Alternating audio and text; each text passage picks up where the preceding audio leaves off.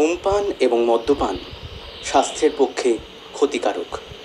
এতে ক্যান্সার হয়। এই আগের চ্যানেলটা চালাও তো। জি কর্তা বাবু? বলছি আগের চ্যানেলটা চালাও, এটা নয়। জি আগে চালাচ্ছি বাবু।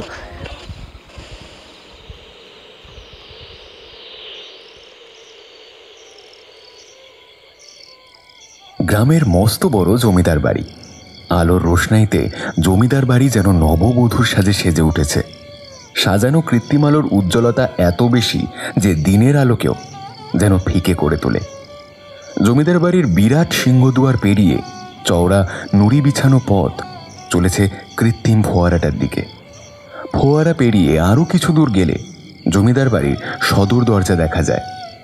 সদর দরজা এখন খোলা। অন্দরমহলের দিক থেকে হাসির আওয়াজ ভেসে আসছে। নারী কণ্ঠ। হাসির রিনিঝিনি শব্দটা যেন জমিদার বাড়ির স্ত্রীকে বহুগুণে বাড়িয়ে দিচ্ছে। হঠাৎ এই হাসি পরিবর্তিত হয়ে গেল এক আর্ত চিৎকারে।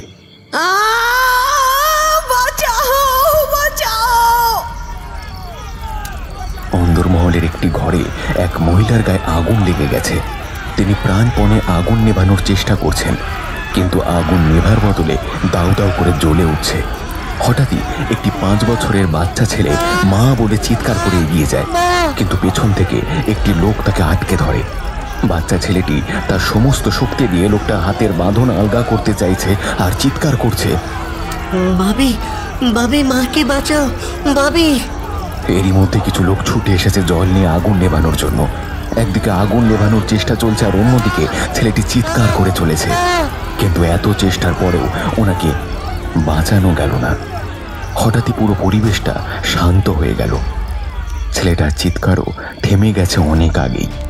ঘরের একদিকে লুটিয়ে পড়ে আছে তার মায়ের প্রাণহীন অর্ধদগ্ধ দেহটা। হঠাৎই বাচ্চা ছেলেটা চেঁচিয়ে বলে ওঠে, মা, মা, মা, মা, মা, মা।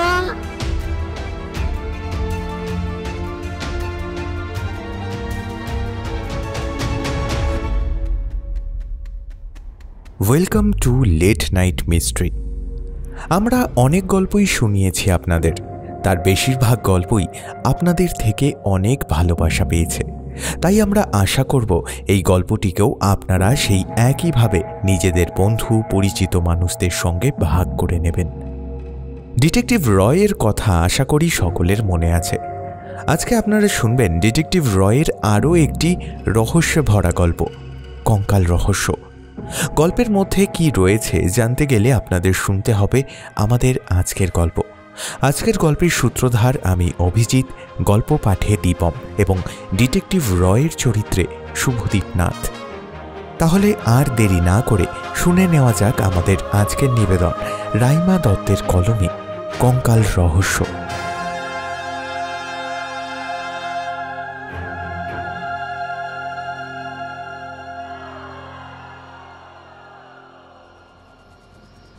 মা, মা, মা, মা।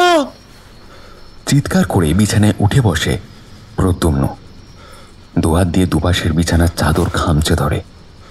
চোখ বন্ধ করে জোরে জোরে নিঃশ্বাস নিচ্ছে। হৃদস্পন্দনও ঘোড়ার গতিতে চলছে। বিছানার চাদর ছেড়ে দিয়ে দুহাত একসাথে মাথার পেছনে রেখে কোনোই দুটো মুখের সামনে এনে মাথা নিচু করে বসে থাকে কিছুটা সময়। প্রদ্যুম্নের শোয়ার ঘর লাগোয়া বারান্দার পর্দার ফাঁক দিয়ে হালকা নীলচে আলো ঘরের মধ্যে প্রবেশ করছে। অর্থাৎ ভোর হতে এখনো কিছুটা সময় বাকি আছে। একটু ধাতস্থ হওয়ার পর প্রদ্যুম্ন বারান্দায় এসে দাঁড়ায়। ভোরের স্বচ্ছ শীতল হাওয়া ওর দেহে ও মনে কিছুটা প্রশান্তি দেয়। দুচোখ আপনা থেকেই বন্ধ হয়ে যায় প্রদ্যুম্নর। ও জানে এরপর আর ঘুম ওর আসবে না। এতগুলো বছর ধরে তো এটাই হয়ে আসছে, তবু আজও কেন এটা অভ্যাসে পরিণত হলো না, এর উত্তরটা জানা নেই প্রদ্যুম্নর। ভোরের আলো ফুটে গেলে প্রদ্যুম্ন ফ্রেশ হয়ে জগিং স্যুট পরে নেয়। তারপর ওয়্যারলেস হেডফোন আর মোবাইল নিয়ে বেরিয়ে পড়ে জগিংয়ের উদ্দেশ্যে।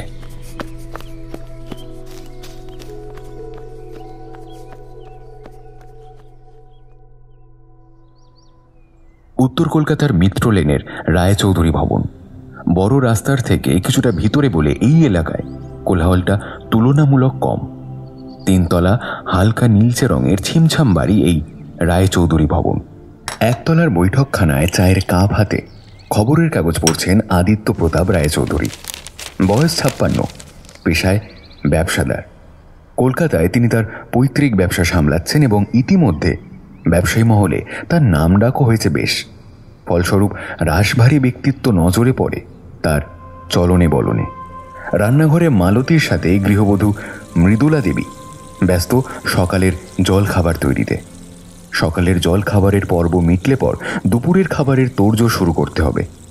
আদিত্যবাবু দুপুরের খাবার বাড়িতেই খান, তারপর কিছুটা সময় বিশ্রাম নিয়ে ফের কাজে চলে যাবেন। এটাই তার রোজকার রুটিন। এমন সময় বৈঠকখানায় প্রবেশ করল প্রদ্যুম্ন। সে এক নজর তার বাবির দিকে তাকিয়ে উপরে যাওয়ার জন্য সিঁড়ির দিকে যেতে লাগলো। আদিত্যবাবু চায়ের কাপে একটা ছোট্ট চুমুক দিয়ে কাপটা নামিয়ে রাখলেন টেবিলে। তারপর খবরের কাগজ থেকে চোখ না সরিয়েই প্রদ্যুম্নের উদ্দেশ্যে বলে উঠলেন, জগিং পর্ব মিটল তাহলে? সিঁড়ির কাজটা এসে থেমে গেল প্রদ্যুম্ন। গম্ভীর গলায় বলে চললেন আদিত্যবাবু, এই একটাই কাজ আছে যেটা তুমি ঠিকঠাক করতে পারো, অন্য কোনো কাজই তো তোমার দ্বারা সম্ভব নয়। ঘুরে দাঁড়িয়েছে প্রদ্যুম্ন। সে তার বাবির কথার জবাবে কিছু একটা বলতেই যাচ্ছিল, কিন্তু সেই মুহূর্তে মৃদুলা দেবী বৈঠকখানায় আসলেন এবং হাসি মুখে বললেন, বাবান, তুই জগিং করে এসে গেছিস? খুব ভালো, তুই ওপরে গিয়ে হাত মুখ ধুয়ে নে, আমি তোর জন্য গরম দুধ উপরে পাঠিয়ে দিচ্ছি। প্রদ্যুম্ন আর কোনো কথা না বাড়িয়ে এক ঝলক মৃদুলা দেবীর দিকে তাকিয়ে উপরে উঠে গেল।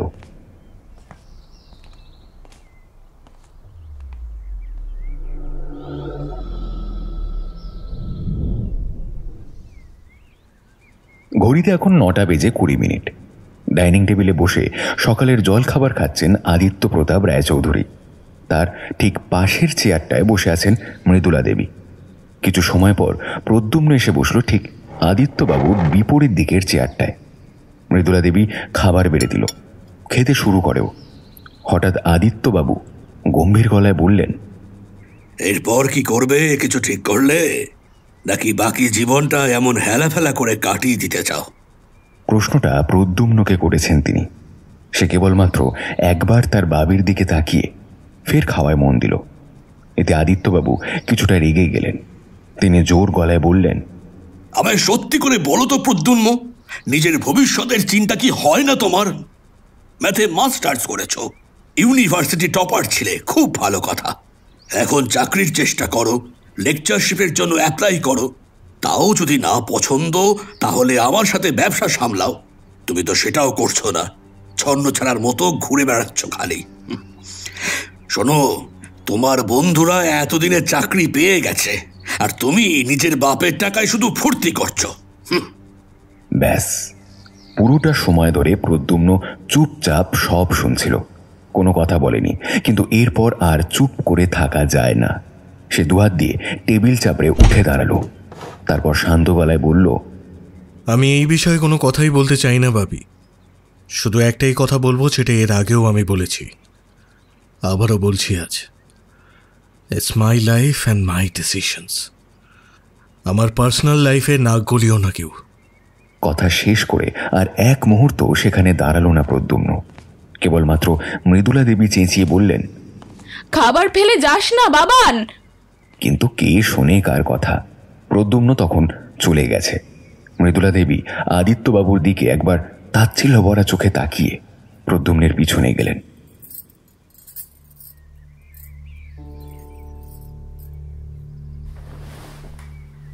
ঘরে এসে বিছানায় বসে পড়ে প্রদ্যুম্ন।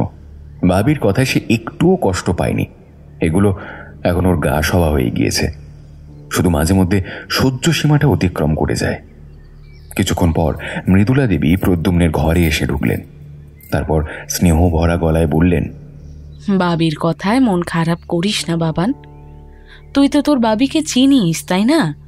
তাহলে শুধু শুধু খাবারের ওপর কেন রাগ করছিস বলতো? চল, খেয়ে নিবি, চল। প্রদ্যুম্ন চুপ করে আছে, কোনো উত্তর করছে না সে। এবার মৃদুলা দেবী ওর পাশে এসে বসলেন। যেই না তিনি প্রদ্যুম্নের মাথায় হাত বোলাতে যাবেন, তৎক্ষণাৎ ছিটকে সরে দাঁড়ায়। আহ আহ কতবার বলেছি আসবে না আমার কাছে, আমি তোমাকে মা বলে মানি না। এক মুহূর্ত ওখানে না দাঁড়িয়ে বারান্দায় চলে আসে প্রদ্যুম্ন। বাবির এত কথার পরেও সে রেগে যায়নি, কিন্তু এই মুহূর্তে ওর ভীষণ রাগ হচ্ছে। এই কথার পর আর কিছু বলা সম্ভব নয় মৃদুলা দেবীর পক্ষে। তিনি কেবলমাত্র একটা গভীর দীর্ঘশ্বাস ফেলে নিচে নেমে এলেন।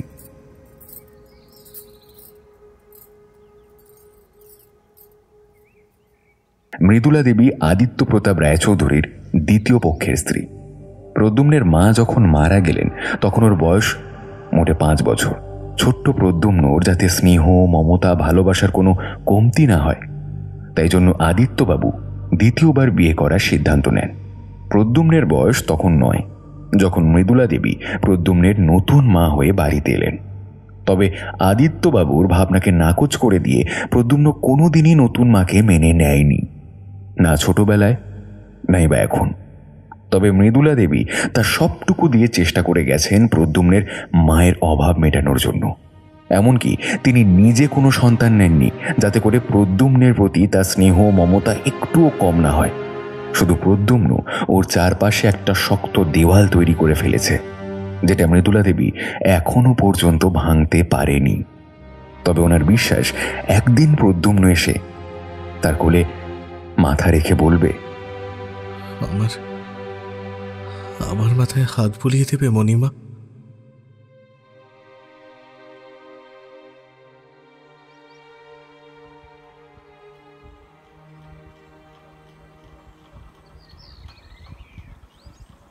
একটা মাঝারি সাইজের ঘর। ঘরটায় পুরনো আমলের জিনিসপত্রই বেশি। এক কোনায় একটা খাট, একদিকের দেওয়ালে আলনা রাখা, তাতে গুটি কতক ধুতি পাঞ্জাবি ঝুলছে। ওপাশের দেওয়াল ঘেঁষে একটা সিন্দুক এবং তার পাশে একটা তেপায়া টেবিল রাখা। জানলার ধারে একটা আরাম কেদারাও আছে। এই মুহূর্তে আরাম কেদারায় আতশো অবস্থায় বই পড়ছেন একজন বয়স্ক ভদ্রলোক। চোখে মোটা ফ্রেমের চশমা, মাথার চুল গোঁফ সাদা ধবধবে। 80 পেরিয়ে গেছে, অনেক বছরই হলো, তবু দেখে তা বোঝার উপায় নেই। আসবো দাদুন? মৃদু স্বরে জিজ্ঞাসা করল প্রদ্যুম্ন। ইনি প্রদ্যুম্নের পৃথিবী, প্রদ্যুম্নের দাদুন দেবেন্দ্র প্রতাপ রায়চৌধুরী। রাশভারী রুক্ষ মেজাজের ব্যক্তিত্ব তিনি মোটেও নন, বরং ঠিক তার উল্টো। সারাদিন খোশ মেজাজে হাসি ঠাট্টায় মেতে থাকেন আর অবসর সময় বই পড়েন। অবশ্য ওনার আরেকটি অভ্যাস আছে, তিনি চটজলদি ধাঁধা বানাতেও পারেন, আবার সমাধানও করতে পারেন।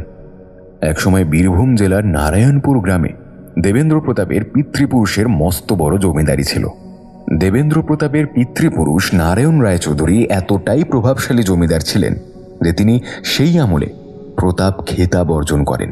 পরে জমিদারি প্রথা উঠে গেলে তাদের প্রভাবশীলতা অনেকটাই হ্রাস পায়। তবে গ্রামের মানুষরা তাদের খুব মান্যগণ্য করতেন। সময়ের গতির সাথে পাল্লা দিয়ে জীবনটা বেশ আনন্দেই কাটছিল দেবেন্দ্র প্রতাপ রায়চৌধুরীর। একমাত্র ছেলে, ছেলের বউ, একটি ডান পিটে নাতি নিয়ে তার ভরা সংসার। তবে এই সুখ আর আনন্দটা স্থায়ী ছিল না। হঠাৎই প্রদ্যুম্নের মায়ের মৃত্যু সমস্তটা এক মুহূর্তে তছনছ করে দিল। নিজের চোখের সামনে মায়ের মৃত্যু দেখে ওই 5 বছরের ছোট্ট ছেলেটা কেমন যেন হয়ে যেতে লাগলো। যেই অতি চঞ্চল দুরন্ত ছেলেটাকে সামলানো অসম্ভব হয়ে দাঁড়াতো, সেই এখন একেবারে শান্ত। আর এই আগুনে ঠিক ঘিয়ের কাজ করলো আদিত্যবাবুর দ্বিতীয় বিয়ে। বাচ্চা ছেলেটা আরও মানসিক অবসাদে ভুগতে লাগলো। ঠিক এই রকম পরিস্থিতিতে দেবেন্দ্রবাবু এক কঠিন সিদ্ধান্ত নিলেন। তিনি তার অবশিষ্ট সম্পত্তি বেচে দিলেন এবং সংরক্ষিত পুঁজি নিয়ে চলে এলেন কলকাতায় আজীবনের জন্য। তবে থেকেই উত্তর কলকাতার এই রায়চৌধুরী ভবনই তাদের সুখ দুঃখের ছোট্ট ঠিকানা। এসো এসো দাদু ভাই, এসো। প্রদ্যুম্ন চুপচাপ ঘরের ভিতরে এলো এবং ঠিক তেমনই শান্তভাবে দাদুনের পায়ের কাছে এসে বসল। তারপর দাদুনের কোলে মাথা রেখে চোখ বন্ধ করল। দেবেন্দ্রবাবু প্রদ্যুম্নের মাথায় হাত বোলাতে বোলাতে জিজ্ঞেস করলেন, ফের বাবির সঙ্গে ঝগড়া করেছ তো দাদু ভাই? কেন করো বলো দেখি এমন? হ্যাঁ, পাগল ছেলে এরকম করে? কথা শোনো দাদু ভাই।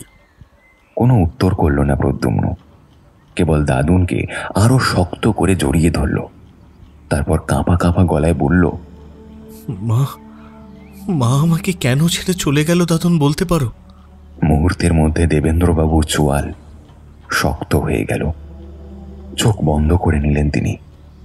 তারপর শান্ত অথচ কঠিন স্বরে বলে উঠলেন, আমি তোমাকে কি শিখিয়েছি দাদু ভাই? এমন প্রশ্ন করবে যার উত্তর খোঁজার ক্ষমতা তুমি নিজে রাখবে, আর এমন প্রশ্ন কখনোই করবে না যেটার উত্তর তোমার আগে থেকে জানা। কারণ যেটা জানো তা আবার জানতে চাওয়াটা মূর্খের কাজ, আর বারবার জিজ্ঞাসা করলে সত্যটা কখনোই বদলে যাবে না। আমি মানি না। চিৎকার করে উঠে দাঁড়ালো প্রদ্যুম্ন। তারপর কঠিন স্বরে বলল, মায়ের মৃত্যু যে শুধুই একটা দুর্ঘটনা সেটাও আমি মানতে পারি না। আমার বিশ্বাস এতে কোনো বড় রহস্য লুকিয়ে আছে, আর সেই রহস্যের সমাধান আমি একদিন করবই। কথা শেষ করে চলে যাচ্ছিল প্রদ্যুম্ন, কিন্তু দাদুনের গলার আওয়াজ পেয়ে দরজার কাছে দাঁড়িয়ে পড়ল সে। সুগন্ধি ফুলের গন্ধ ছড়ায় যেমন, কালো ভ্রমর ছুটে আসে তেমন। দেবেন্দ্রবাবু তার নিজের একমাত্র নাতিকে যথেষ্ট ভালোভাবেই চেনেন। কিভাবে প্রদ্যুম্নের রুদ্ররূপকে শান্ত করতে হয় সেটা তার থেকে ভালো আর কেউই জানে না। এতগুলো বছর তিনি তো সামলেছেন প্রদ্যুম্নকে, আর ঠিক হলো তাই। প্রদ্যুম্নের মুখের অভিব্যক্তি নিমেষেই পরিবর্তিত হয়ে গেল।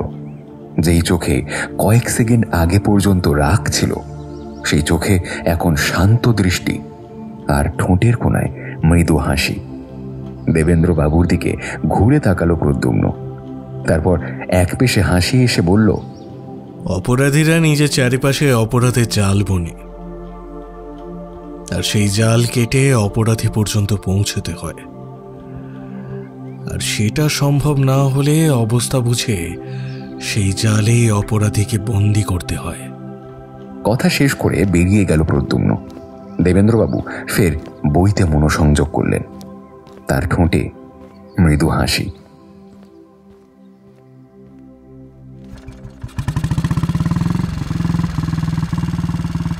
নিজের রয়্যাল এনফিল্ড চড়ে রওনা দিল প্রদ্যুম্ন। তার গন্তব্য এখন দক্ষিণ কলকাতার রাসবিহারী অ্যাভিনিউ স্ট্রিটের আবাসন অ্যাপার্টমেন্ট। ওখানে ও নিজস্ব একটা ফ্ল্যাট আছে, যেটা দাদুন ওকে কিনে দিয়েছিল যখন ও কলেজে পড়ে। রায়চৌধুরী ভবনের পরিবেশও যখন ওর জন্য দমবন্ধকর হয়ে উঠত, তখন ওর একমাত্র ঠিকানা হতো এই ফ্ল্যাটটি, যেটার ও নাম দিয়েছে একান্তে।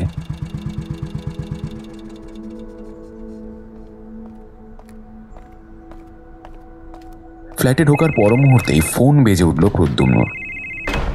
ফোন রিসিভ করলে ওপাশ থেকে কণ্ঠস্বর ভেসে আসে, hello, detective Roy? Hello inspector, is there is any emergency সামান?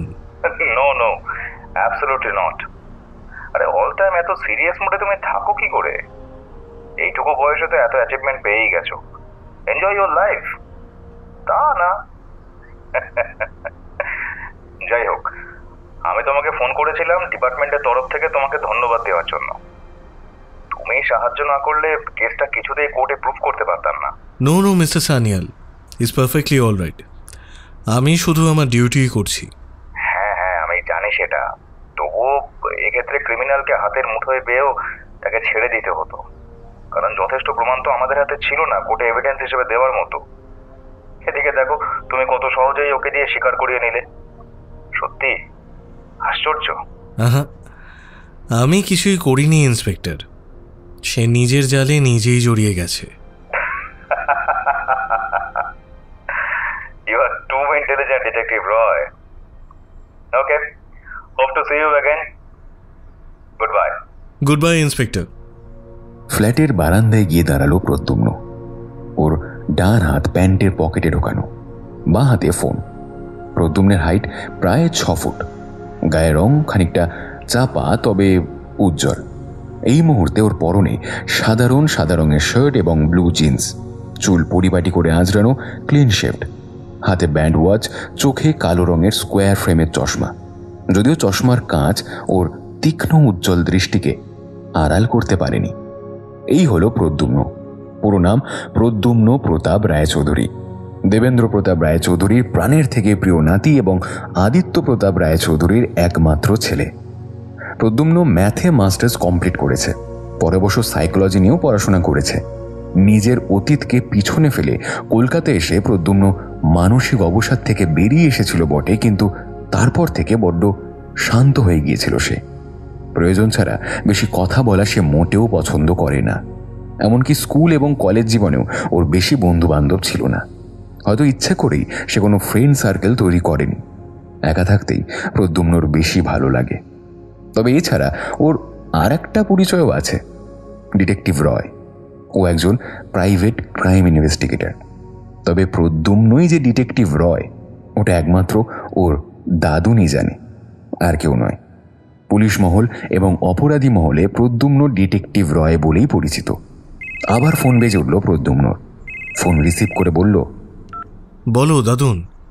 শ্যাম বাঁশি বাজায় যমুনার ধারে, শুনে রাধা ছুটে আসে তারে দেখি বারে।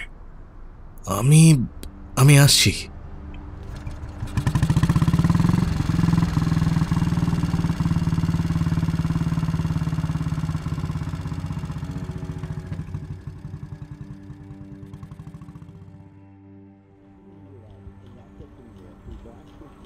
ঘরে ঢুকে প্রদ্যুম্ন দেখল দাদুন টিভি দেখছে। ওকে আসতে দেখে দেবেন্দ্রবাবু ওকে ইশারা করে টিভি দেখতে বললেন। টিভিতে খবরের চ্যানেলে চলছিল city news channel.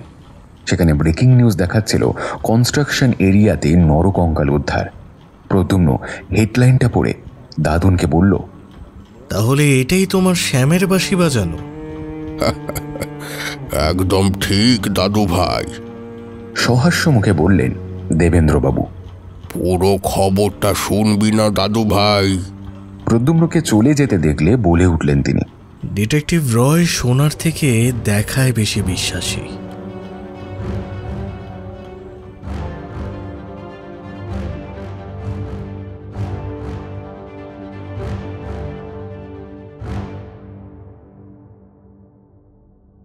City news চ্যানেলের খবর অনুযায়ী ঘটনাটি ঘটেছে রাম হরি রয় স্ট্রিটে। এই অঞ্চল থেকে গঙ্গার দূরত্ব বেশি নয়। প্রদ্যুম্নের রয়্যাল এনফিল্ডটা যখন ঘটনাস্থলে পৌঁছালো তখন কনস্ট্রাকশন এরিয়াটির চারপাশে রীতিমতো কৌতূহলী নাগরিকের ভিড়। প্রদ্যুম্ন ওর বাইকটা রাস্তার একপাশে রেখে এগিয়ে গেল যেখানে কনস্ট্রাকশনের কাজ চলছিল। তবে এই মুহূর্তে স্বাভাবিকভাবেই কনস্ট্রাকশনের সমস্ত কাজ বন্ধ এবং ইতিমধ্যেই অনেকটা জায়গা ব্যারিকেড টেপ দিয়ে সিল করে দিয়েছে পুলিশ কর্মীরা। তারই একপাশে মিডিয়া খবর সম্প্রচার করছে। মিডিয়াকে পাশ কাটিয়ে আরও কিছুটা এগিয়ে গেল প্রদ্যুম্ন। আশপাশটা দেখে যে কেউই বলে দিতে পারবে কাজ বেশ দ্রুত গতিতেই চলছিল। কিছু জায়গায় গর্ত করা, অনেক জায়গায় মাটি ডাঁই করে রাখা। তেমনই একটা মাটির টিলার পাশে নিশ্চল অবস্থায় দাঁড়িয়ে আছে এক্সক্যাভেটরটা। ওটাকে এই মুহূর্তে ক্ষুদ্র শরীর আর বড় সুঁড়ালা হলুদ পোকার মতো দেখতে লাগছে। প্রদ্যুম্ন চারপাশটা নিপুণভাবে পর্যবেক্ষণ করছিল।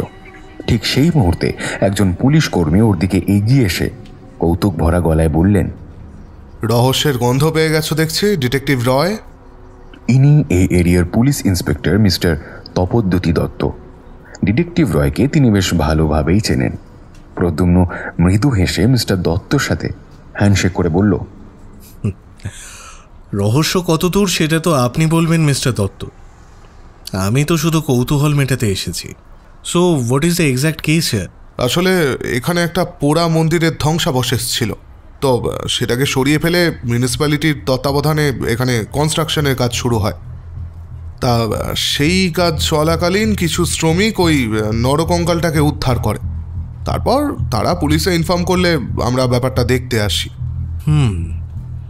বুঝলাম। একবার কঙ্কালটাকে দেখা যেতে পারে কি? হ্যাঁ নিশ্চয়ই, এসো আমার সাথে এসো।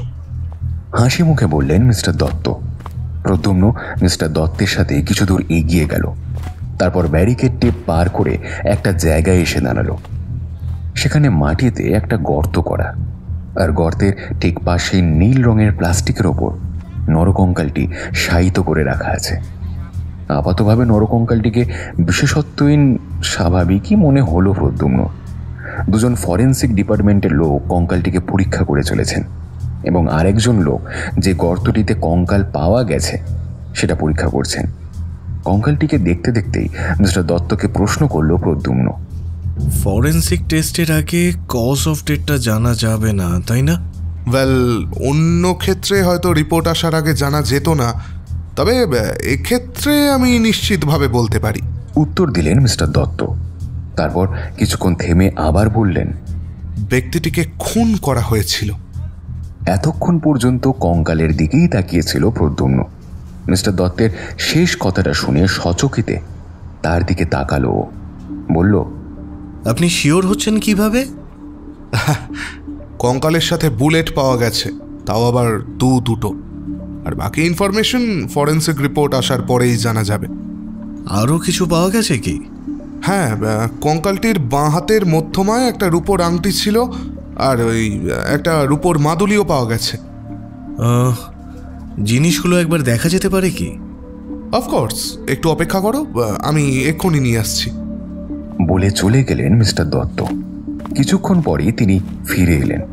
তার হাতে দুটো এয়ারটাইট প্যাকেট, যার একটার মধ্যে মাদুলি ও আংটি আছে, আর অপরটায় আছে দুটো বুলেট। প্রদ্যুম্ন দুটো প্যাকেটই ভালোভাবে দেখে মিস্টার দত্তকে ফেরত দিয়ে দিল। হাত দুটো বুকের কাছে ভাঁজ করে দাঁড়িয়ে আছে প্রদ্যুম্ন। সে কিছুটা আনমনেই বলে উঠল, এতগুলো বছর পর একটা কঙ্কাল থেকে তার খুনির হদিশ পাওয়া বলতে গেলে প্রায় অসম্ভবই। কিছুক্ষণ ভাবতে লাগলো প্রদ্যুম্ন। তা দেখে মিস্টার দত্ত বেশ জ্ঞানী ব্যক্তির মতন করে বললেন, এতে এত ভাবার কি আছে ডিটেকটিভ রয়? ব্যাপারটা তো পরিষ্কার বোঝাই যাচ্ছে। আপনি ঠিক কি বুঝতে পারলেন মিস্টার দত্ত? আরে, এ তো জলের মতোই সোজা। সন্ত্রাসবাদী বা ওই ধরনের কোনো আততায়ী খুনটা করেছে, তারপর প্রমাণ লোপাটের জন্য লাশটাকে এখানে পুঁতে দিয়েছে। আর বিগত অনেক বছর ধরেই এখানে একটা পোড়া মন্দির ছিল, এবং সেটার সাথে জড়িত কিছু কুসংস্কারের জন্য এদিকটায় সচরাচর কেউ আসতো না। খুন করে লাশ লোপাট করার উপযুক্ত স্থান, তাই নয় কি? শেষ কথাটা আপনি ঠিকই বলেছেন মিস্টার দত্ত, তবে আপনার পেশ করা রিপোর্টে একটা ভুল আছে। ভুল? তা কি ভুল? এই খুনটা কোনো সন্ত্রাসবাদী বা সিরিয়াল কিলার করেনি, কারণ তারা এত যত্ন সহকারে লাশটা মাটি চাপা দিতে যাবে না। খুন করে ক্রাইম সিন থেকে যত তাড়াতাড়ি সম্ভব পালিয়ে যাবে গা ঢাকা দেওয়ার জন্য, যাতে করে পুলিশ তাদের ট্র্যাক করতে না পারে। আর এই খুনের সাথে যারা জড়িত তারা আমার আপনার মতোই সাধারণ মানুষ ইন্সপেক্টর। ইচ্ছাকৃত বা অনিচ্ছাকৃতভাবে খুন করে লাশটাকে মাটি চাপা দিয়েছে নিজের অপরাধ লুকানোর জন্য। ডিটেকটিভ রয়ের অ্যানালাইসিস শুনে কিছুটা মুশড়ে পড়লেন ইন্সপেক্টর তপোদ্যতি দত্ত। এই মুহূর্তে তার ঘাড়ে আগে থেকেই কিছু কেসের দায়িত্ব ঝুলছে, তার উপর আবার এই নাম, ভূমিকাহীন কঙ্কাল রহস্য, ঠিক গোদের ওপর বিষ ফোঁড়ার মতো। তাই তিনি চাইছিলেন কেসটাকে যত শীঘ্র সম্ভব ক্লোজ করে দেওয়া। মিস্টার দত্তের হাবভাব দেখে ব্যাপারটা বুঝতে বেশি সময় লাগলো না প্রদ্যুম্নর। তাই আশ্বস্ত স্বরে বলল, আমি নতুন করে কোনো রহস্যের জট পাকাবো না মিস্টার দত্ত। শুধুমাত্র নিজের কৌতূহল মেটানোর জন্য এই ব্যাপারটা খতিয়ে দেখতে চাই, আর সেক্ষেত্রে পুলিশ ডিপার্টমেন্টের কিছু সাহায্য আমার লাগতে পারে। ইয়েস, অফকোর্স ডিটেকটিভ রয়, কিন্তু কিভাবে হেল্প করতে পারি তোমাকে? আপাতত ফরেন্সিক রিপোর্টটা আমাকে মেল করে দিলেই চলবে। শিওর, রিপোর্টটা হাতে পাওয়া মাত্রই আমি তোমাকে মেল করে দেব। Thank you so much mister Dutta, thank you. এখানকার কাজ আপাতত শেষ, তাই মিস্টার দত্তের কাছ থেকে বিদায় নিয়ে প্রদ্যুম্ন ফিরে এলো নিজের ফ্ল্যাটে। আজকের রাতটাও ও এখানেই থাকবে, এরকমটা প্রদ্যুম্ন প্রায়শই করে থাকে। অবশ্য এই ব্যাপারে দেবেন্দ্রবাবু নিশ্চিন্ত থাকলেও মৃদুলা দেবীর বেশ চিন্তা হয় প্রদ্যুম্নর জন্য।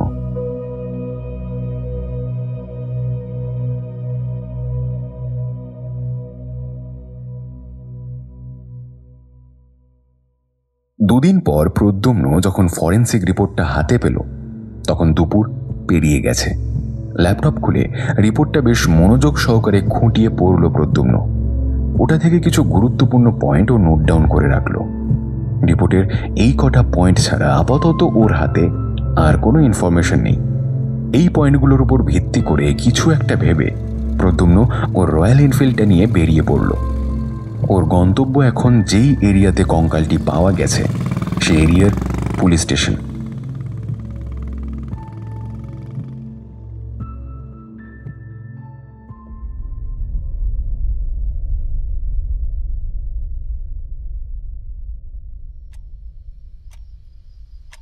ঘড়ির কাঁটা বলছে এখন রাত 11টা বেজে 15 মিনিট।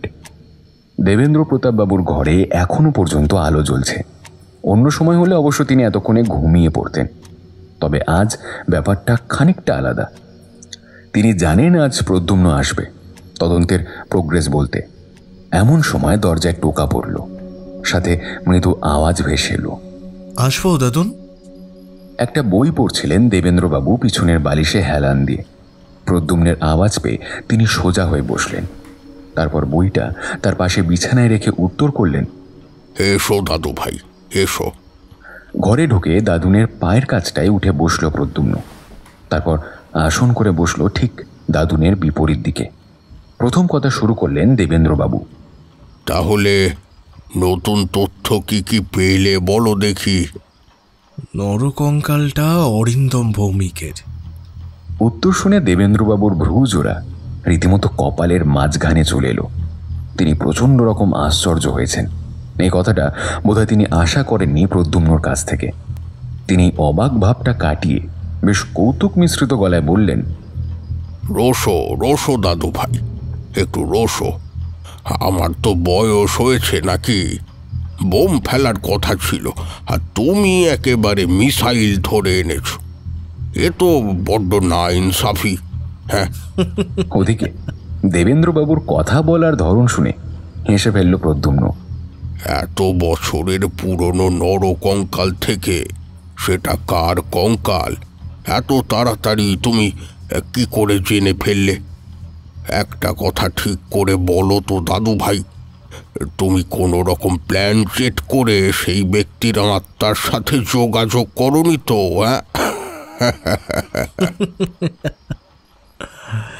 তাহলে প্রথম থেকেই শুরু করা যাক। মাথা নাড়িয়ে সম্মতি প্রকাশ করলেন দেবেন্দ্রবাবু। প্রদ্যুম্ন শুরু করল, প্রথমত ব্যাপারটা ঠিক এই রকম।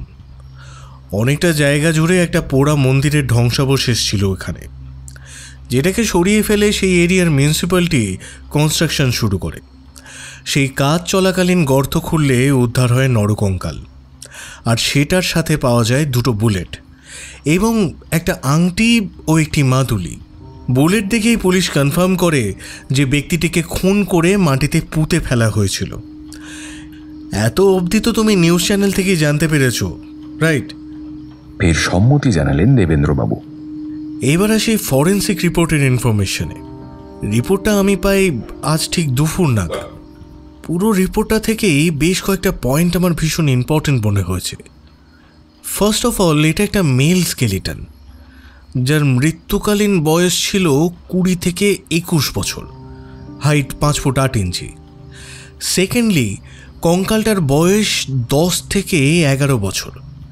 And last but not the least, ব্যক্তিটির বাঁ দিকের বুকে গুলি করা হয়েছিল, আর গুলি লেগে পাঁজরের হাড়ে চির ধরেছিল। এতক্ষণ টানা কথা বলে কিছুক্ষণ থামল প্রদ্যুম্ন। দেবেন্দ্রবাবুর ডান হাত কখন তার থুতনির কাছে চলে গেছে তা তিনি নিজেও টের পাননি। তাকে দেখে স্পষ্ট বোঝা যাচ্ছে যে প্রদ্যুম্নের প্রতিটা কথা তিনি অত্যন্ত মন দিয়ে শুনছেন। আবার বলতে আরম্ভ করল প্রদ্যুম্ন, এই ইনফরমেশনগুলোর ভিত্তিতে কিছুটা অনুমান করেই আমি ওই এলাকার পুলিশ স্টেশনে যাই।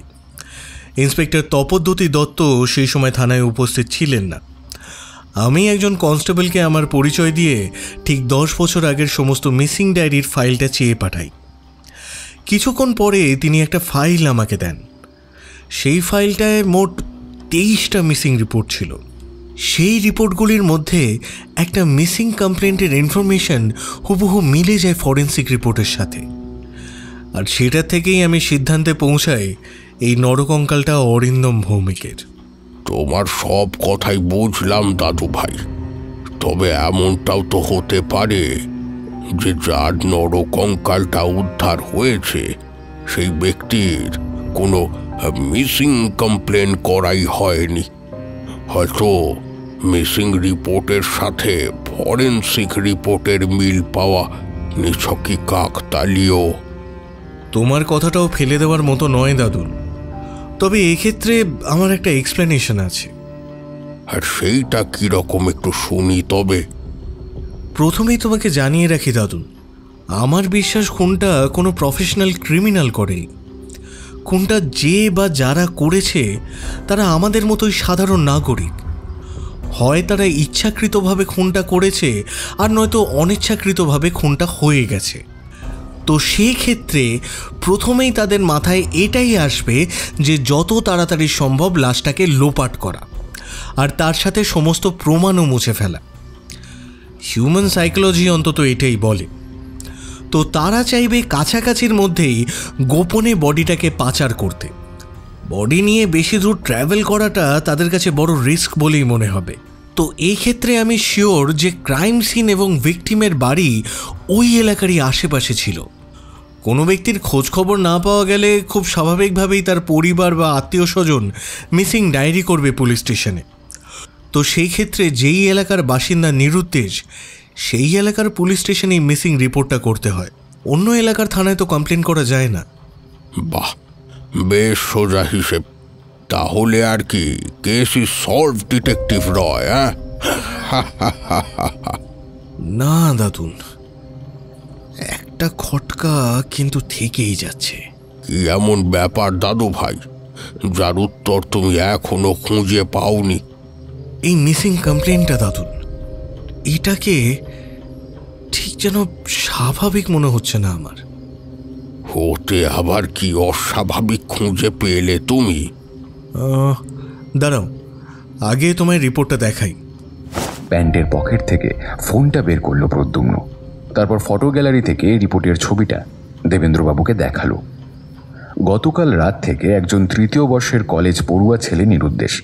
ছেলেটির নাম অরিন্দম ভৌমিক। উচ্চতা প্রায় 5 ফুট 10 ইঞ্চি। বাঁ হাতের মধ্যমাতে একটি রূপোর আংটি আর মাদুলি। রিপোর্টের নিচে তারিখ সহ 2টি মেয়ের সই আর 2টো ফোন নাম্বার। দেবেন্দ্রবাবুকে রিপোর্টটা দেখানোর পর প্রদ্যুম্ন বলল, মিসিং রিপোর্ট করার সময় সবসময় নিরুদ্দেশ ব্যক্তি কী ধরনের জামা কাপড় পরেছে, সেটার রং কী বা লোকটার হেয়ার কাট কেমন, সেই সবের বর্ণনা দিতে হয়। তাহলে ব্যক্তিটিকে খুঁজে বার করতে পুলিশের সুবিধা হয়। আর এই মিসিং রিপোর্টে সেই ইনফরমেশনগুলোই কিন্তু মিসিং দাদুন। হয়তো তারা সেই বিষয়ে কিছুই জানতো না। হতেই পারে সেটা, তবুও এই রিপোর্টটা দেখে শুধু একটা কথাই আমার মাথায় ঘুরছে গো। আর সেই কথাটা কি? এই রিপোর্টটা মিসিং কমপ্লেন কম আর ডেড বডির আইডেন্টিফিকেশন রিপোর্ট বলে বেশি মনে হচ্ছে। ভ্রু কুঁচকে দেবেন্দ্রবাবু তাকিয়ে রইলেন প্রদ্যুম্নের দিকে। সে অন্যমনস্কভাবে চিন্তা করতে করতে বলল, আচ্ছা, যারা এই রিপোর্টটা লিখিয়েছিল তারা কি কোনোভাবে জানতো যে অরিন্দমের মৃত্যু হতে চলেছে অথবা মৃত্যু ঘটেছে? তাহলে এখন তুমি কিভাবে এগোবে ভাবছো? দাদুন, এই কেসটা না অন্য সমস্ত কেসগুলোর থেকে সম্পূর্ণ আলাদা। এই কেসটায় শুধুমাত্র ক্রাইম আছে, তাও আবার 10 বছরের পুরনো একটা নরকঙ্কাল। না আছে ক্রাইম সিন, না আছে ক্রাইম সাসপেক্ট, তার সাথে কোনো আই উইটনেস বা মোটিভও নেই। আর এতগুলো বছর পরে খুনি সম্পর্কে কোনো ক্লু খুঁজে পাওয়া it's just next to impossible. তো এই ক্ষেত্রে অনুমানের উপর ভরসা করেই আমায় এগোতে হবে। আমি তো কোনো পথ দেখতে পাচ্ছি না দাদু ভাই। বেশ চিন্তিত গলায় বললেন দেবেন্দ্রবাবু। আমার হাতে এখনো একটা কার্ড আছে দাদুন। দেবেন্দ্রবাবু জিজ্ঞাসা ভরা দৃষ্টিতে তাকিয়ে রইলেন প্রদ্যুম্নের দিকে। ও বলল, রিপোর্টের নিচে যেই 2টো মেয়ে সই করেছিল তাদের ফোন নাম্বার ওখানে দেওয়া আছে। আমি জানি না এই 2টো নাম্বারের অস্তিত্ব এখনো আছে কি না, তবে চেষ্টা তো করে দেখাই যেতে পারে। কি বলো দাদুন?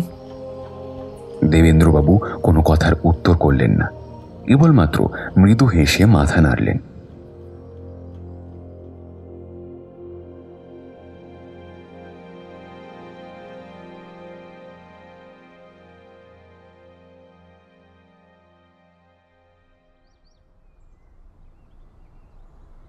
আজকের দিনটা রবিবার। প্রদ্যুম্ন সকাল থেকেই ওর ফ্ল্যাটে আছে। সোফায় বসে ল্যাপটপ কোলে রেখে মন দিয়ে কি একটা কাজ করে চলেছে ও। এমন সময় ডোর বেল বেজে উঠল। প্রদ্যুম্ন উঠে গিয়ে আই হলে চোখ রেখে দেখল দুজন মেয়ে দাঁড়িয়ে আছে। তারপর দরজা খুলে দিল। দরজা খোলার সাথে সাথে একটি মেয়ে বলে উঠল, ডিটেকটিভ রয় আছেন? আমি ডিটেকটিভ রয়, বলুন। আমি সুপর্ণা মুখার্জি। আপনি আমাকে ফোন করেছিলেন অরিন্দমের ব্যাপারে জানার জন্য। হ্যাঁ হ্যাঁ, মনে আছে। আসুন প্লিজ, ভেতরে আসুন। মেয়ে দুটি ভেতরে ঢুকলে পর প্রদ্যুম্ন দরজাটা ভেজিয়ে দেয়। তারপর তাদের সোফায় বসতে বলে কিচেনে চলে যায় সে। মেয়ে দুটি একটি সোফাতে পাশাপাশি বসে পড়ে। তাদের দুজনকে দেখলে সমবয়সী বলেই মনে হয়। বয়স আন্দাজ 30 থেকে 31 বছর তো হবেই। দুজনের উচ্চতাও প্রায় সমান, 5 ফুট 3 কি 4 ইঞ্চি। যে মেয়েটি নিজের পরিচয় সুপর্ণা মুখার্জি বলে দিয়েছিল তার গায়ের রং শ্যামবর্ণ, পরনে হালকা গোলাপি রঙের শাড়ি, চুলটা খোপা করে বাঁধা, হাতের শাঁখাপলা আর শিথির সিঁদুর জানান দিচ্ছে যে তিনি বিবাহিত। তার কোলের ওপর রাখা অস্থির হাত দুটো দেখে যে কেউ বলে দিতে পারবে যে তিনি কোনো কারণে অস্বস্তি বোধ করছেন। তবে সেটার কারণটা কি তা জানা নেই। তবে অপর মেয়েটি রীতিমতো শান্তভাবেই বসে আছে। তার পরনে সাদা রঙের কুর্তি ও নীল রঙের লেগিংস, চুলটা লো পনেটেল করে বাঁধা, বাঁ হাতে ঘড়ি। মেয়েটি ঘাড় ঘুরিয়ে ঘরের চারপাশটা দেখছে। এমন সময় প্রদ্যুম্ন ফিরে আসে। ওর হাতে একটা ট্রে, ওতে 3 গ্লাস ম্যাঙ্গো স্কোয়াশ আর 2টো পেস্ট্রি। সে ট্রেটা সোফার সামনে রাখা টেবিলটার উপরে রাখল। প্রথমে তার এতে ইতস্তত করলেও পরে প্রদ্যুম্নের নম্র ব্যবহারে আর কোনো আপত্তি করল না। প্রথম কথা প্রদ্যুম্নই শুরু করে। সুপর্ণাকে উদ্দেশ্য করেও বলল, আসলে আমি আপনার ফোন নাম্বারটা পেয়েছি অরিন্দম ভৌমিকের মিসিং রিপোর্ট থেকে। অবশ্য 2টো নাম্বার পেয়েছিলাম, তবে অন্যটা ইনভ্যালিড হওয়ার কারণে যোগাযোগ করতে পারিনি। কোনো উত্তর করলেন না মিসেস মুখার্জি। তার বদলে অন্য মেয়েটি বলল, ওই ফোন নাম্বারটা আমার। অরিন্দমের মিসিং ডায়েরি করার সময় আমিও সেখানে ছিলাম। আপনার পরিচয়? আমি শ্রীতমা মল্লিক। আমরা দুজনেই অরিন্দমের খুব কাছের বন্ধু ছিলাম। ও আচ্ছা আচ্ছা, বুঝলাম। আসলে আমি আপনাদের ফোন করে ডেকে পাঠিয়েছি অরিন্দম ভৌমিকের ব্যাপারে কিছু ইনফরমেশন জানার জন্য। বেশি কথা না বাড়িয়ে আসল বক্তব্যে চলে গেল প্রদ্যুম্ন। ও জিজ্ঞাসা করল, আচ্ছা ঠিক কতদিনের বন্ধুত্ব আপনাদের? প্রদ্যুম্নের করা কোনো প্রশ্নের জবাব না দিয়ে পাল্টা প্রশ্ন করল শ্রীতমা। আচ্ছা একটা কথা বলুন তো, আপনি অরিন্দমকে কিভাবে চেনেন? মানে ও তো 10 বছর আগে নিরুদ্দেশ হয়ে গিয়েছিল। আপনার তো কোনোভাবে ওর সম্পর্কে জানার কথা নয়। এক্স্যাক্টলি মিস মল্লিক, আপনি ঠিকই বলছেন। ইনফ্যাক্ট আমি অরিন্দমের ব্যাপারে বিশেষ কিছুই জানি না। তবে এমন একটা ইনফরমেশন আমার কাছে আছে, সেটা বোধহয় আপনারা জানেন না। কি ইনফরমেশন? অরিন্দম ভৌমিক 10 বছর আগে নিখোঁজ হয়ে যায়নি, তাকে খুন করা হয়েছিল। কথাটা শুনে রীতিমতো তারা চমকে ওঠে। এতটাই আশ্চর্য হয়েছে যে বিস্ফারিত চোখে প্রদ্যুম্নের দিকে চেয়ে বসে থাকে কিছুক্ষণ। তবে মিসেস মুখার্জির চোখে চমকের সাথে কিছুটা ভয়ও ছিল, যেটা প্রদ্যুম্নের নজর এড়ায়নি। তিনি কি শুধুই খুনের কথাটা শুনে ভয় পেলেন, নাকি অন্য কোনো রহস্য আছে? এতগুলো বছর পর এটা আপনি কিভাবে জানতে পারলেন, যেখানে আমরাই কিছু জানি না? সে অনেক কথা, তবে এইটুকু বলতে পারি যে আপনারা নিশ্চয়ই শুনেছেন যে কয়েকদিন আগেই একটা নরকঙ্কাল উদ্ধার হয়েছে। হ্যাঁ শুনেছিলাম, তবে অতটা খেয়াল করা হয়নি। তো সেই ব্যাপারেই কিছুটা কৌতূহলবশতই আমি ইনভেস্টিগেশন শুরু করি।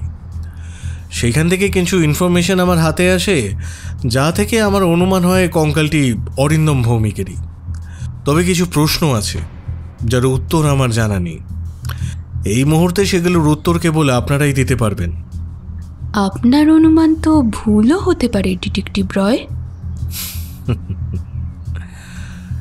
আজ অবধি আমার কোনো অনুমানে ভুল প্রমাণিত হয়নি মিস মল্লিক।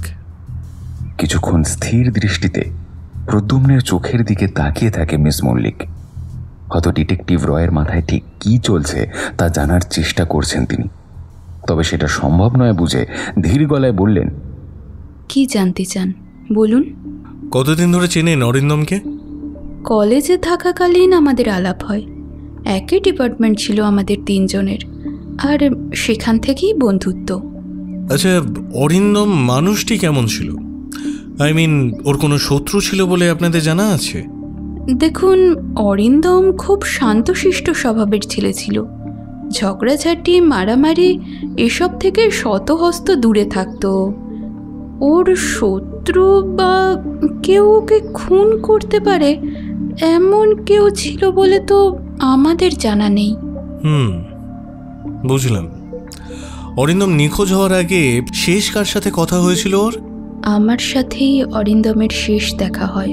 কিছুটা নিচু স্বরে বলল মিস মল্লিক। অবাক দৃষ্টিতে প্রদ্যুম্ন তাকালো মিস মল্লিকের দিকে। তিনি বললেন, পুরোটা তাহলে খোলসা করেই বলি। প্রদ্যুম্ন শুধু দুবার উপর নিচে মাথা নাড়ল। মিস মল্লিক বলতে আরম্ভ করলেন, আমরা তিনজনেই খুব ক্লোজ ফ্রেন্ডস ছিলাম, তবে অরিন্দম আর আমার সম্পর্কটা বন্ধুত্বের থেকে অনেকটাই বেশি ছিল। মানে আমরা একে অপরকে ভালোবাসতাম, সবই ঠিকঠাক চলছিল। তখন আমরা 3rd ইয়ারের স্টুডেন্ট। কয়েক মাস পরেই আমাদের ফাইনাল এক্সাম। তবে কিছুদিন ধরেই কি একটা বিষয় নিয়ে আমাদের মনোমালিন্য চলছিল। কথায় কথায় ঝগড়া আর কথা কাটাকাটি হতো। একদিন সন্ধেবেলা ও হঠাৎ করেই আমাদের বাড়ি চলে আসে, আমাকে কিছু না জানিয়ে। সম্ভবত ও কিছু একটা বলতে এসেছিল সেদিন, কিন্তু না জানিয়ে আমার বাড়িতে আসায় আমি ওর ওপর এতটাই রেগে গিয়েছিলাম যে ওর কোনো কথা না শুনেই বাড়ি থেকে বের করে দিই। ব্যাস, তারপর আর কখনো কথা হয়নি ওর সাথে। শেষ কথাটা বলার সময় গলার স্বর খানিকটা কেঁপে গেল মিস মল্লিকের। তার চোখ ছলছল করছে। কিছুটা সময় নিয়ে আবার বলতে লাগলেন তিনি, অরিন্দম হোস্টেলে থেকে পড়াশোনা করত। পরের দিন সকালবেলা ওর এক রুমমেট আমাকে ফোন করে ওর খোঁজ জানতে চায়। ও বলে অরিন্দম নাকি সারা রাত হোস্টেলে ফেরেইনি। ব্যাস, তারপর আর কি, আমি আর পর্ণা মিলে সব জানাশোনা জায়গায় ওর খোঁজ নিতে থাকি, কিন্তু অরিন্দমের আর কোনো খবর পাইনি। শেষে আমি আর পর্ণা মিলে পুলিশে মিসিং ডায়েরি করি। সব খবর পেয়ে ওর বাবা মাও এসেছিলেন, কিন্তু পুলিশও কোনো খোঁজ দিতে পারেনি অরিন্দমের। কথা শেষ করলেন মিস মল্লিক। তিনজনে নিঃশব্দে বসে রইল কিছুক্ষণ। শুধুমাত্র সিলিং ফ্যানের মৃদু আওয়াজ ছাড়া এই মুহূর্তে ঘরে আর কোনো শব্দ নেই। নীরবতা ভেঙে শ্রীতমাই ফের জিজ্ঞাসা করল, আচ্ছা, আপনার কি মনে হয় অরিন্দমকে খুন কেন করা হলো? মিস মল্লিকের করা প্রশ্নের জবাবে কিছু একটা বলতেই যাচ্ছিল প্রদ্যুম্ন, কিন্তু সেই মুহূর্তে একটা বিষয় মাথায় আসায় চুপ করে গেল। তারপর এক দৃষ্টে মিস মল্লিকের দিকে তাকিয়ে বলতে লাগলো, হিউম্যান সাইকোলজি বলে কোনো ব্যক্তি সেই প্রশ্নটাই প্রথমে করে যেটার গুরুত্ব তার কাছে সব থেকে বেশি।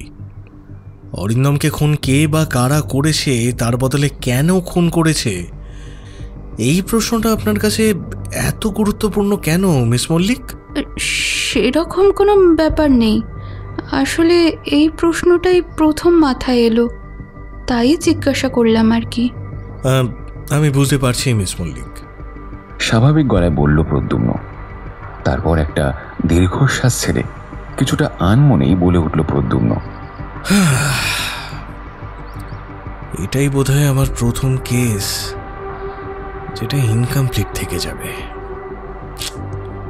আপনার আর কোনো প্রশ্ন আছে ডিটেকটিভ রয়? মৃদু গলায় জিজ্ঞেস করলেন মিসেস মুখার্জি। এতক্ষণ কোনো কথাই তিনি বলেননি, কেবলমাত্র শুনে গেছেন। না, আপাতত আর কোনো প্রশ্ন নেই আমার। মৃদু হেসে উত্তর করল প্রদ্যুম্ন। অসংখ্য ধন্যবাদ আপনাদের। আমার একটা ফোন করাতেই আপনারা চলে এলেন কেবলমাত্র আমার কৌতূহল মেটাতে, তার জন্য ধন্যবাদ। না না ডিটেকটিভ রয়, এতে ধন্যবাদের কি আছে। তারপর একটা গভীর দীর্ঘশ্বাস ছেড়ে আবার বললেন, এখানে না এলে তো কোনোদিন জানতেই পারতাম না যে অরিন্দমের এমন একটা মর্মান্তিক পরিণতি হয়েছিল। যাই হোক, আজ তাহলে আমরা আসি। হ্যাঁ হ্যাঁ নিশ্চয়ই, তবে কাইন্ডলি যদি আপনার ফোন নাম্বার আর ঠিকানাটা দিয়ে যেতেন, মানে ইন ফিউচার যদি কোনো দরকার পড়ে তার জন্য আর কি। হ্যাঁ হ্যাঁ নিশ্চয়ই, কোনো অসুবিধা নেই। মৃদু হেসে বললেন মিস মল্লিক। তারপর প্রদ্যুম্ন পেন আর পেপার দিলে ফোন নাম্বার আর ঠিকানা লিখে বিদায় জানিয়ে চলে যান তারা। বারান্দায় এসে দাঁড়ালো প্রদ্যুম্ন। তারপর চোখ বন্ধ করে সম্পূর্ণ ঘটনাটা একবার প্রথম থেকে পরপর মনে করতে লাগলো। সব প্রশ্নের উত্তর ও এখনো পর্যন্ত পায়নি। তার উপর আবার কয়েকটা বিষয় গরমিল থেকেই যাচ্ছে। তাই কিছু একটা ভেবে নিয়ে বেডরুমে ঢুকলো। তারপর বেডসাইড টেবিলের উপর থেকে ফোনটা নিয়ে কল করলো একজনকে প্রদ্যুম্ন। হ্যালো ডেভিড দা, আমি রয় বলছি। হেই রয়, হাউ আর ইউ ব্রো?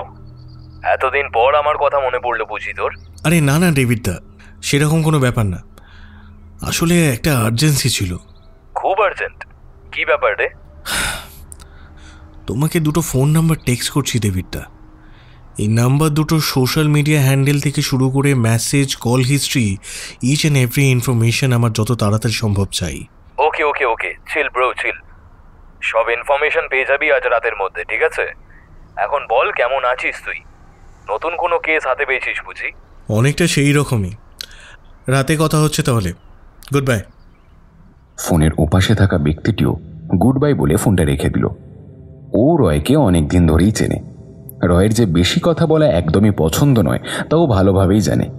রয়কে মাঝে মধ্যে বুঝে উঠতে পারে না ডেভিড, তবে এটুকু জানে রয় ছেলেটা খুব ভালো। ওর থেকে বয়সে ছোট হলে কি হবে, রয় অত্যন্ত বুদ্ধিদীপ্ত একজন ছেলে, সেটা খুব ভালো মতোই জানে ডেভিড।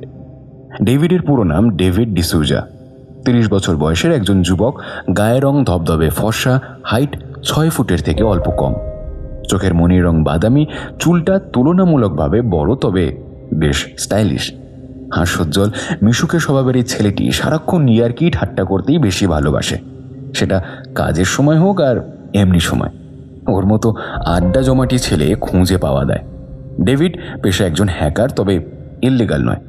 অনেক কেসে ইনফরমেশন জোগাড় করতে পুলিশ ডিপার্টমেন্টকে সাহায্য করেছে ডেভিড, তবে অনেক ক্ষেত্রেই কোনো অথরাইজেশন ছাড়াই হ্যাকিং প্রসেস ওকে চালাতে হয়। সেক্ষেত্রে ব্যাপারটা লিগ্যাল থাকে না, তবে ডেভিড কখনোই অন্যায় বা অসামাজিক কাজের সাথে যুক্ত থাকেনি। ঘড়ির কাঁটা বলছে রাত তখন 10:35। প্রদ্যুম্ন এই সবে ডিনার সেরে ল্যাপটপটা নিয়ে বসলো বিছানায়, আর তখনই ওর ফোন বেজে উঠল।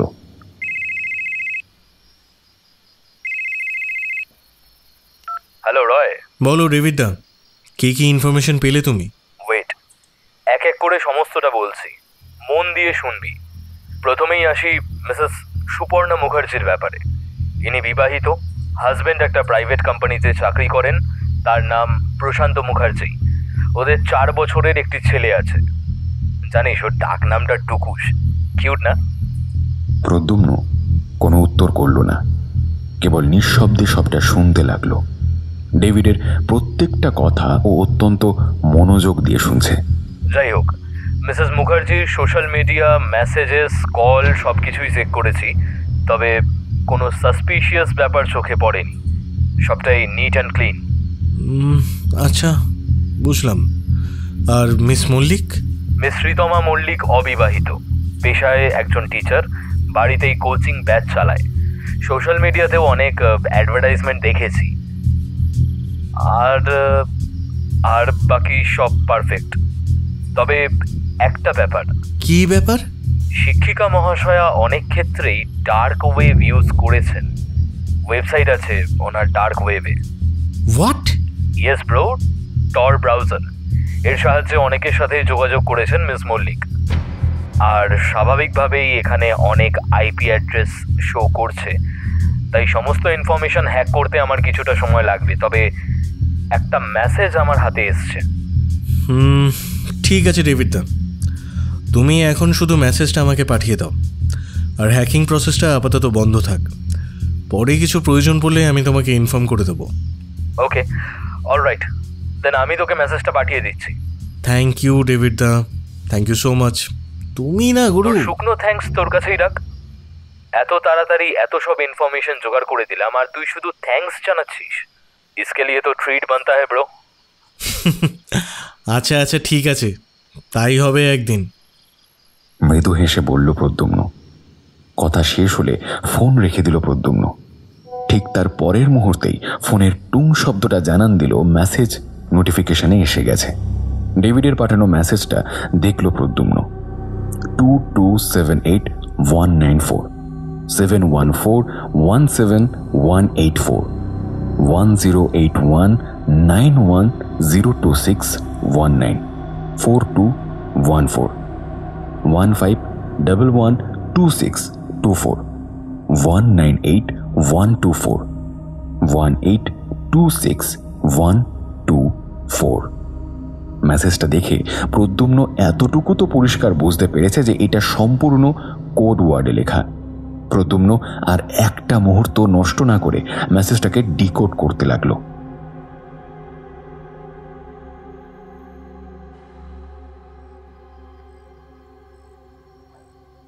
রাত 8:40। একটি একতলা বাড়ির বেসমেন্ট। আর 5টা বাড়ির মতোই বিশেষত্বহীন এই একতলা বাড়িটি। তবে বাড়িটার যে বেসমেন্ট এরিয়া আছে তা বাইরে থেকে দেখে বোঝা যায় না। বেসমেন্টের এই মাঝারি সাইজের ঘরটায় আসবাবপত্র বলতে বিশেষ কিছুই নেই। কেবলমাত্র ঘরটির মাঝ বরাবর একটা কাঠের টেবিল আর সেটাকে ঘিরে 3টে চেয়ার রাখা আছে। চেয়ার 3টে এই মুহূর্তে খালি নেই। 2জন পুরুষ এবং একজন মহিলা বসে আছেন টেবিলটা ঘিরে। পুরুষ ব্যক্তি দুজনেরই পোশাক আশা, কথা বলার ধরন উচ্চশিক্ষার পরিচয় দিচ্ছে। তারা কোনো একটা গুরুত্বপূর্ণ বিষয় নিয়ে আলোচনা করছে। প্রথম পুরুষ ব্যক্তিটি বললেন, তাহলে ম্যাডাম জি আমাদের ডিলটা হচ্ছে তো?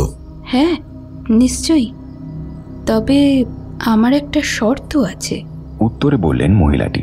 এটা ঠিক নয় ম্যাডাম জি, আপনার কথা মতো আমরা টাকার পরিমাণটা তো বাড়িয়েই দিয়েছি, তাহলে এখন আবার শর্ত কিসের? বেশ অসন্তুষ্ট হয়ে বললেন প্রথম ব্যক্তিটি। দেখুন, কাজটা খুব রিস্কি আর প্রয়োজনটা আপনাদের, তাহলে আপনারাই ঠিক করুন আমার শর্ত মানবেন কি মানবেন না। সেই বুঝেই এই ডিলটা ফাইনাল হবে, নয়তো হবে না। এর জবাবে দ্বিতীয় ব্যক্তিটি কিছু একটা বলতেই যাচ্ছিল, কিন্তু সেই মুহূর্তে দুম করে দরজাটা খুলে ঘরে প্রবেশ করল একজন। স্টুডেন্ট পড়ানোর সাথে সাথে ড্রাগ ট্রাফিকিংও করেন দেখছি মিস মল্লিক। ডিটেকটিভ রয়কে এই সময় এইখানে দেখে চোখ দুটো রীতিমতো ছানা বড়া হয়ে গেল শ্রীতমা মল্লিকের।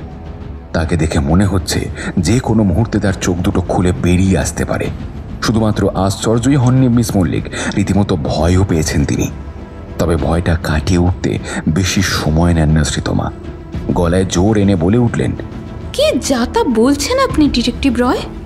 কি প্রুফ আছে আপনার কাছে? হ্যাঁ, চিন্তা করবেন না মিস মল্লিক, এই বেসমেন্টের বাকি দুটো ঘর খুঁজলেই এনাফ প্রুফ পেয়ে যাবে পুলিশ। আশা করি খুব বেশি কষ্ট করতে হবে না। রয়কে দেখে মিস মল্লিক এতটাই আশ্চর্য হয়ে গিয়েছিলেন যে পিছনে দাঁড়িয়ে থাকা পুলিশদের তিনি খেয়ালই করেননি। এখন পুলিশ দেখে আবারও ভয়টা ফিরে এসেছে তার মধ্যে। একটা ঢোক গিলে সেখানে জড়সড় হয়ে দাঁড়িয়ে রইলেন তিনি। এবার পুলিশ ইন্সপেক্টর মিস্টার তপদ্যুতি দত্তের উদ্দেশ্যে বলে উঠল প্রদ্যুম্ন, আপনাদের কাজ শুরু করুন ইন্সপেক্টর। মিস্টার দত্ত কোনো উত্তর না করে কেবলমাত্র পাশে দাঁড়িয়ে থাকা লেডি কনস্টেবলটিকে ইশারা করলেন। শ্রীতমা মল্লিকের হাতে হাত করা পরানোর সময় উনি কোনো প্রতিবাদই করলেন না। হয়তো বুঝতে পেরেছেন এখান থেকে পালানোর আর কোনো পথ নেই। কিন্তু বাকি 2জন ব্যক্তি হম্বিতম্বি করছিলেন বটে, তবে পুলিশের 2টো লাঠির মার খেয়ে একেবারে চুপসে গেলেন তারা। কিছুক্ষণের মধ্যে আসামিদের নিয়ে একটি পুলিশ ভ্যান রওনা হয়ে গেল। সব কাজ মিটিয়ে পুলিশ জিপের কাছে এসে মিস্টার দত্ত হাসি মুখে বললেন, ওয়েল ডান ডিটেকটিভ রয়, তোমার জন্যই আজ এরা ধরা পড়ল। আশা করছি খুব শিগগিরই এই গোটা ড্রাগ র্যাকেটটা ধরা পড়বে। অনেকদিন ধরে এই ড্রাগ সাপ্লাইয়ের খবর কানে আসছিল, তবে কোনো প্রমাণ পাচ্ছিলাম না। থ্যাংক ইউ, তোমার জন্য এই কাজটা সম্পূর্ণ হলো। কাজ এখনো শেষ হয়নি মিস্টার দত্ত, আরও একজন আছেন। হ্যাঁ, আরও একজন? ওয়েট, সেও কি ড্রাগ পেডলার? সেটা ঠিক বলতে পারবো না, তবে আমার বিশ্বাস তিনিও সবটা জানতেন। চলুন। পুলিশ জিপটা দ্রুত গতিতে বেরিয়ে গেল পরবর্তী গন্তব্যের উদ্দেশ্যে।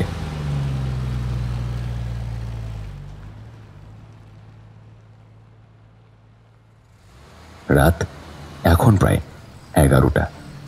পুলিশ জিপটা এসে থামলো একটা বাড়ির সামনে। প্রদ্যুম্ন চটজলদি জিপ থেকে নেমে বাড়ির গেট খুলে সোজা ঢুকে গেল ভিতরে। কলিং বেল বাজানোর কিছুক্ষণ পর একজন বছর 40-এর ভদ্রলোক দরজা খুলল। তার চোখে জিজ্ঞাসু দৃষ্টি। প্রদ্যুম্ন বলে উঠল, মিস্টার প্রশান্ত মুখার্জি, রাইট? ইয়েস, বলুন কি ব্যাপার? আপনার ওয়াইফ মিসেস সুপর্ণা মুখার্জি বাড়িতে আছেন নিশ্চয়ই? আসলে ওনার সাথে খুব জরুরি বিষয়ে কথা বলার আছে। ভেতরে আসতে পারি কি? এত রাতে একজন অপরিচিত ছেলেকে মিস্টার মুখার্জি হয়তো কিছুতেই বাড়ির ভেতরে আসতে দিতেন না, তবে প্রদ্যুম্নের পিছনে দাঁড়িয়ে থাকা পুলিশদের দেখে তিনি কোনো আপত্তি করলেন না। প্রদ্যুম্নের সাথে সাথে পুলিশও ঢুকল ভিতরে। বসার ঘরে এক কোণে দাঁড়িয়েছিলেন মিসেস মুখার্জি। তার পিছনে একটি খোলা দরজা, সম্ভবত ওটা বেডরুম। বসার ঘরটা একদমই ছিমছাম। ঘরটির এক কোণায় একটি মাঝারি সাইজের সোফা, আর সেটির সামনে একটা কাঁচের টি টেবিল। জানলার পাশের দেওয়ালে একটা শোকেসও আছে, আর কিছু অপ্রয়োজনীয় আসবাবপত্র সুন্দরভাবে গুছিয়ে রাখা। এই মুহূর্তে ডিটেকটিভ রায়ের সাথে পুলিশ দেখে ভয় রীতিমতো কুঁকড়ে গেছেন মিসেস সুপর্ণা। তার চোখ মুখ দেখে স্পষ্ট বোঝা যাচ্ছে যে তিনি ভীষণ রকম ঘাবড়ে গেছেন। আর তার ঠিক এই রকম অবস্থায় প্রদ্যুম্নের চিৎকার যেন আগুনে ঘি ঢালার মতো কাজ করল। আপনি সমস্তটাই জানতেন, তাই না মিসেস মুখার্জি? আপনি জানতেন আমি যে খুন করিনি। প্রদ্যুম্নের কথা সম্পূর্ণ শেষ হওয়ার আগেই চিৎকার করে উঠলেন মিসেস সুপর্ণা। একে তিনি প্রচন্ড রকমের ভয় পেয়েছেন ডিটেকটিভ রয় এবং তার সাথে পুলিশ দেখে, তাও আবার এই সময়। এই মুহূর্তে তার মাথা কাজ করা সম্পূর্ণরূপে বন্ধ করে দিয়েছে। তিনি বলে যেতে লাগলেন, আমি খুন করিনি অরিন্দমকে, খুন করিনি, আমি বিশ্বাস করুন, আমি খুন করিনি। কথা বলতে বলতে রীতিমতো কেঁদে ফেললেন তিনি। এইবার আশ্চর্য হওয়ার পালা ডিটেকটিভ রয়ের। এই উত্তরটা সে আশা করেনি। কিছুক্ষণ চুপ করে দাঁড়িয়ে থাকার পর প্রদ্যুম্ন শান্ত গলায় প্রশ্ন করল, তাহলে কে খুন করেছে অরিন্দমকে? প্রদ্যুম্নের করা প্রশ্ন শুনে সম্বিত ফিরে পেলেন মিসেস মুখার্জি। তিনি এইবার বুঝতে পারলেন যে ভয় পেয়ে ঠিক কোন মারাত্মক কথাটা তিনি মুখ ফসকে বলে ফেলেছেন। কিছুক্ষণ বিস্ফারিত চোখে প্রদ্যুম্নের দিকে তাকিয়ে থাকার পর আমতা আমতা করে বলতে লাগলেন, আপনি হরিন্দমের খুনের ব্যাপারে এখানে আসেননি?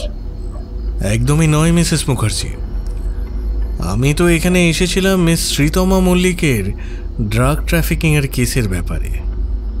একই রকম শান্ত গলায় উত্তর করল প্রদ্যুম্ন। যেখানে দাঁড়িয়েছিলেন সেখানে ধপ করে বসে পড়লেন মিসেস মুখার্জি। পা দুটো রীতিমতো অবশ হয়ে গেছে তার। তিনি যে ধরা পড়ে গেছেন এটা বুঝতে তার বাকি নেই। এই পরিস্থিতি থেকে বেরোনোর কোনো পথও তিনি দেখতে পারছেন না এই মুহূর্তে। এতক্ষণ পর্যন্ত প্রদ্যুম্ন কিছুটা দূরেই দাঁড়িয়েছিল। এইবার সে দুপা এগিয়ে এসে এক হাঁটু ভাঁজ করে বসল ঠিক মিসেস মুখার্জির সামনে। তারপর শান্ত অথচ গম্ভীর গলায় জিজ্ঞাসা করল, সেই দিন ঠিক কি হয়েছিল মিসেস মুখার্জি?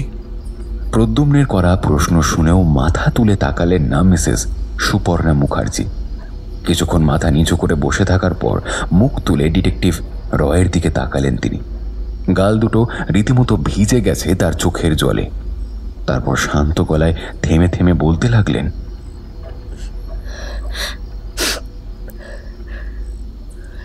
আপনি আপনি ঠিকই অনুমান করেছিলেন ডিটেকটিভ রয়। ওই ওই কঙ্কালটা অরিন্দমেরই। আর এটাও ঠিক বলেছেন যে আমি জানতাম শ্রীতমা একজন ড্রাগ পেডলার। কলেজে পড়ার সময় থেকেই শ্রী ড্রাগ ট্রাফিকিংয়ের সাথে যুক্ত ছিল। একবার তো কলেজে ওর ব্যাগ থেকে ড্রাগ পাওয়াও গিয়েছিল। তখন ব্যাপারটা নিয়ে শোরগোল পড়ে যায়, কিন্তু কলেজের যাতে কোনো বদনাম না হয় তাই জন্য প্রিন্সিপাল কোনো পুলিশ কেস করে না, উল্টে ঘটনাটিকে চাপা দিয়ে দেয়। তবে হ্যাঁ, আমাদের 3 জনের বন্ধুত্বটা কিন্তু নিখাত ছিল ডিটেকটিভ রয়, ওতে কোনো মিথ্যা ছিল না। কিন্তু শ্রীয়ের ব্যাগ থেকে ড্রাগ পাওয়ার পর থেকে আমাদের বন্ধুত্বে চির ধরতে আরম্ভ করে। আমি সঠিক জানি না যে ঠিক কী কারণে অরিন্দম সেদিন শ্রীয়ের বাড়িতে গিয়েছিল, সম্ভবত ওকে বোঝাতে।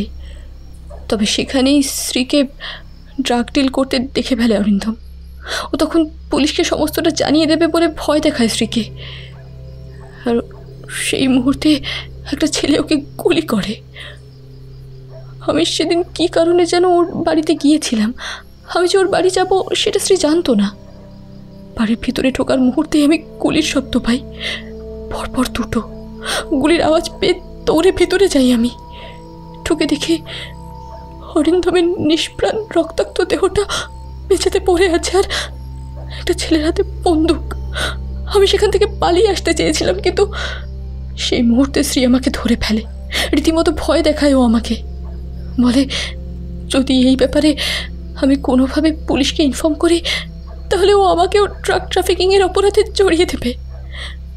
তার উপর আবার একটা খুন হয়ে গেছে, পুলিশও জিজ্ঞাসাবাদ করতে ছাড়বে না। সেই মুহূর্তে আমি খুব ভয় পেয়ে গিয়েছিলাম ডিটেকটিভ রয়। সামনে আমার ফাইনাল এক্সাম, সবটা জানাজানি হয়ে গেলে আমার ভবিষ্যৎ, আমার পরিবারের মান সম্মান সব ধুলোয় মিশে যেত। আর এইসব করলেও অরিন্দম তো আর ফিরে আসতো না, তাই না? তাই আমি শ্রীয়ের সব কথা মেনে নিই। সব প্রমাণ লোপাট করা থেকে শুরু করে ডেড বডি পুঁতে ফেলা পর্যন্ত সমস্তটা ওরাই করেছিল। আর বাকিটা তো আপনি জানেনই ডিটেকটিভ রয়। একটা গভীর দীর্ঘশ্বাস ফেলে থামলেন মিসেস মুখার্জি। এতদিনের জমানো গোপন কথা একটানা বলে রীতিমতো হাঁপিয়ে উঠেছেন। মাথা নিচু করে নিঃশব্দে কাঁদতে লাগলেন তিনি। পুরো ঘটনাটা শুনে উঠে দাঁড়ালো প্রদ্যুম্ন। তারপর মিসেস মুখার্জির দিকে তাকিয়েই মিস্টার দত্তের উদ্দেশ্যে বলল, human psychology is way too much complicated mister Dutta. ভয় এমনই একটা অনুভূতি যা মানুষকে দিয়ে খুন পর্যন্ত করাতে পারে, আবার অন্যায়ও স্বীকার করিয়ে নিতে পারে। আশা করি এবার আপনাদের কি করণীয় সেটা আর নিশ্চয়ই বলে দিতে হবে না। একদমই নয় ডিটেকটিভ রয়, আমাদের কর্তব্য আমরা সুষ্ঠুভাবেই পালন করব। হ্যাঁ, ডিরেক্টলি মার্ডার হয়তো উনি করেননি, তবে প্রমাণ লোপাট করতে খুনিদের সাহায্য করেছেন। সেক্ষেত্রে কেসটা কোর্টে উঠলে শাস্তির পরিমাণ কম হবে না কিন্তু। এতক্ষণে প্রদ্যুম্ন নজর গেল একটা বাচ্চা ছেলের দিকে।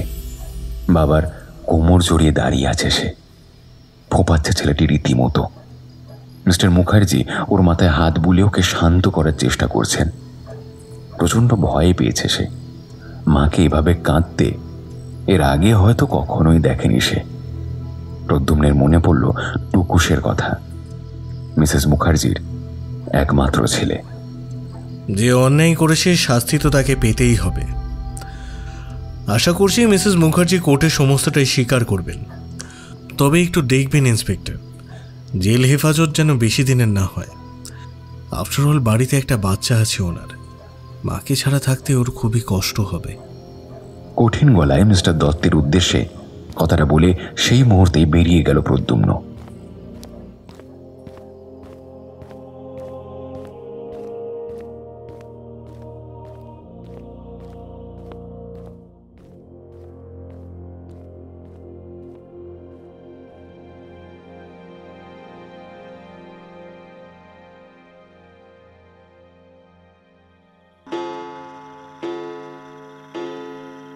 পরের দিন রাতের বেলা রায়চৌধুরী ভবনের ঘড়ি ঢং ঢং আওয়াজ করে জানান দিল এখন রাত 12টা। বাড়ির সবাই এতক্ষণে গভীর ঘুমে তলিয়ে গেছে। তবে রায়চৌধুরী ভবনের একটি ঘরে এখনো পর্যন্ত আলো জ্বলছে। দেবেন্দ্রবাবু ঘুমোননি এখনো। তিনি তার পিছনে থাকা বালিশে হেলান দিয়ে বসে আছেন বিছানায়, আর তার ঠিক সামনে বসে আছে প্রদ্যুম্ন। পুরো কেসটার সমস্ত ঘটনাগুলো পুঙ্খানুপুঙ্খভাবে বর্ণনা করছে। সমস্তটা বলা হয়ে গেলে একটু থামল প্রদ্যুম্ন। দেবেন্দ্রবাবু এক দৃষ্টে তাকিয়ে আছেন ওর দিকে। উনি এখনো পর্যন্ত একটা কথাও বলেননি। একটুখানি দম নিয়ে প্রদ্যুম্ন আবার বলল, দাদুন ঠিক এই কারণেই মিস মল্লিক খুনির বদলে খুনের কারণ জিজ্ঞাসা করেছিল আমায়। খুনের কারণ অর্থাৎ ড্রাগ ট্রাফিকিংয়ের সাথে উনি জড়িত ছিলেন, তাই কোনোভাবে জানতে চাইছিলেন যে খুনের কারণ সম্পর্কে আমাদের ধারণাটা কি। প্রদ্যুম্নের কথা শেষ হলে দেবেন্দ্রবাবু বললেন, সবটাই তো বুঝলাম দাদু ভাই, কিন্তু তুমি ওই মেসেজটা থেকে ড্রাগের কথা জানতে পারলে কিভাবে, সেটা তো এখনো পরিষ্কার করে বললে না। প্রদ্যুম্ন আগে মেসেজটা দেবেন্দ্রবাবুকে দেখালো, তারপর বলল, মেসেজটা দেখেই বোঝা যাচ্ছে যে এটা একটা নিউমেরিক ল্যাঙ্গুয়েজে লেখা। এটাকে আলফাবেটিক্যাল ফর্মে ট্রান্সফার করলে মেসেজটা হয় ঠিক এই রকম: VGHSD GNQRD JHSJZS DUD। তারপরে ছিল OKZBD SHLD RZLD। কিন্তু এইখানেই মুশকিলের অবসান ঘটেনি দাদুন। মেসেজটা ডিকোড করার পরেও এর অর্থ আমি কোনোরকমভাবেই খুঁজে পাইনি। পরে একটু ভেবেচিন্তে মেসেজে যে আলফাবেটটা আছে তার ঠিক পরের অ্যালফাবেটগুলো বসাই আমি। অর্থাৎ ভি এর জায়গায় বসবে ডাব্লু, তাহলে VGHSD হয়ে যাবে WHITE অর্থাৎ হোয়াইট। আর সম্পূর্ণ মেসেজটা পাল্টে গিয়ে হয় white horse KitKat eve place time same. White horse KitKat আর ইভ এই শব্দগুলোর প্রত্যেকটারই আলাদা আলাদা মানে থাকলেও এখানে ঠিক কী অর্থে ব্যবহার করা হয়েছে তা প্রথমে বুঝতে পারছিলাম না। পরে একটা বিষয় আমার মাথায় আসায় আমি সেই মুহূর্তেই নেট সার্চ করি, আর আমার সন্দেহই ঠিক হয় দাদুন। এগুলো আর কিছুই নয়, শুধুমাত্র ড্রাগের স্ট্রিট নেমস। বেশিরভাগ ক্ষেত্রেই পেডলাররা ড্রাগের আসল নামের বদলে স্ট্রিট নেম বা কোড নেম ব্যবহার করে। যেমন এক্ষেত্রে হোয়াইট হর্স হলো হেরোইন, কিটক্যাট হলো কেটামাইন, আর ইভ হলো এক্সটাসি বা MDMA। শেষ দুটো নার্ভের কড়া ডোজের মেডিসিন হলেও ড্রাগ হিসাবে এদের ব্যবহার প্রচুর, বিশেষ করে বার, পাবস অ্যান্ড নাইট ক্লাবে। এই সমস্ত জায়গায় এগুলো ভীষণ পপুলার। আর এইভাবেই আমি বুঝতে পারি যে Miss Sreetama Mallick drug deal করে, কিন্তু মেসেজটায় কোনো জায়গার নাম বলা নেই। তাই আর কোনো উপায় না দেখে আমি মিস মল্লিককে ফলো করা শুরু করলাম। ওনার বাড়িতে কারা কখন আসছেন সমস্তটাই নিচের নখদর্পণে রাখতে লাগলাম। প্রথম 3 দিন কোনো সন্দেহমূলক কিছুই নজরে আসেনি, তবে চতুর্থ দিনে সেই সুবর্ণ সুযোগটা আমি পাই। পরে পুলিশকে ইনফর্ম করলে মিস মল্লিক হাতে নাতে ধরা পড়ে, আর তার পরের বাকি ঘটনা তো তোমাকে এইমাত্রই বললাম। একটানা কথা বলে থামল প্রদ্যুম্ন। সব শুনে দেবেন্দ্রবাবু বেশ গম্ভীর স্বরে বললেন, চারিদিকে রহস্য আর জটিলতার কুয়াশা, সত্যের সন্ধান মেলে না কো মোটে। রহস্য ভেদ করে দেখি এ তো কেঁচো খুঁড়তে কেউটে। ঠিক হলো না গো দাদুন, একটু ভুল আছে। প্রদ্যুম্নের এই কথায় দেবেন্দ্রবাবু ওর দিকে ভ্রু কুঁচকে তাকালেন। ও আবার বলল, কেঁচো খুঁড়তে কেউটে নয় দাদুন, কেঁচো এবং কেউটে দুটোরই খোঁজ পেয়েছি।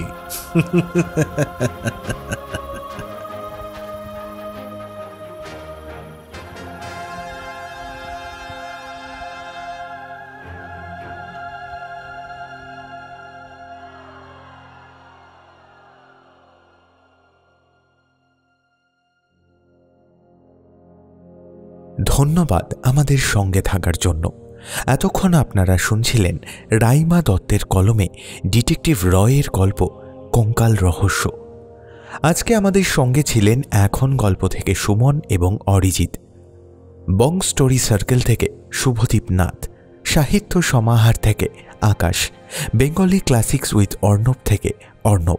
এছাড়াও আমাদের সঙ্গে ছিলেন সৌমিলি, দেবস্মিতা, বরষা, বর্ণিশা, স্নেহাদ্রি এবং সৌরভ সাহা।